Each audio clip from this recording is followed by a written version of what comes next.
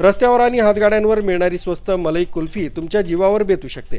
याचा धक्कादायक वास्तव पोलिसांच्या कारवाईतून समोर आलाय। इगतपुरीतील चर्च हिल परिसरातील एका घरात सुरू असलेल्या बनावट कुल्फी कारखान्यावर पोलिसांनी धाड टाकून कारखाना उद्ध्वस्त केला।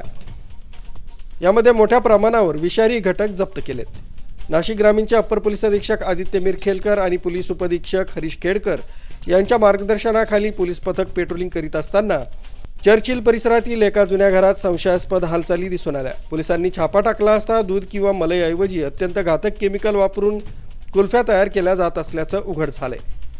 कुल्फीला रंग देण्यासाठी खाण्यायोग्य रंगांऐवजी गोबी कलर, पोस्टर आणि ऑइल पेंट सारखे घातक रंग वापरले जात होते। कुल्फीला घट्टपणा देण्यासाठी फेविकॉल सारखा चिकट पदार्थ आणि रासायनिक फ्लेवरचा वापर होत असल्याची माहिती पोलीस निरीक्षक सारिका हिरराव यांनी दिली आहे। बंद पडलेले कारखाने किंवा पडीक घरं, सुरू असलेले कारखाने जे संशयित आहेत ते चेक करणे आणि कोणते NDPS किंवा कोणते ड्रग्ज बनवण्याचे कारखाने वगैरे सुरू आहेत का ते चेक करणे, याबाबत आमचे चेकिंग सुरू असताना आणि पेट्रोलिंग दरम्यान आम्ही चर्च हिल परिसर इगतपुरी येथे म्हणजे महिंद्रा क्लबच्या शेजारी एक आईस्क्रीम आणि कुल्फी बनवण्याचा जो कारखाना होता तो चेक केला आणि सदर ठिकाणी आम्हाला एक संशयित असा विषारी अन्न पदार्थ असा बंद बॉटलमध्ये असा एखादा ऑइल पेंट किंवा फेविकॉल सारखा चिकट पदार्थ त्यांच्या ताब्यात मिळून आला आणि त्याची चौकशी केली असता त्यांनी उडवडीचे उत्तर दिले आणि त्या बाटल्यांचं नाव गोबी कलर पोस्टर असं होतं। त्यात चॉकलेट फ्लेवर, इसेन्स असं वेगवेगळं त्याच्यात लिहिलेलं होतं।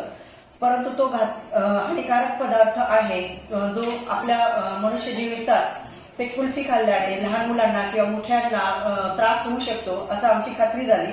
त्यानुसार आम्ही लगेच अन्न आणि औषध विभागाला इन्फॉर्म केलं आणि त्यांचं पथक येऊन काल त्यांनी त्याचे सॅम्पल घेतलेले आहेत आणि तो जो विनोद प्रकाश खुशवाह हा जो इसम होता तो अतिशय त्यावेळेस घाबरला आणि त्याने उडवडीचे उत्तर दिले। त्याप्रमाणे आम्ही कारवाई केलेली आहे।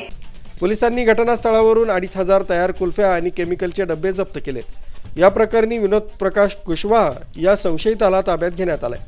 त्याच्यावर विनापरवाना कारखाना चालवणं आणि मानवी जीवितास धोका निर्माण केल्याप्रकरणी गुन्हा दाखल करण्यात आलाय।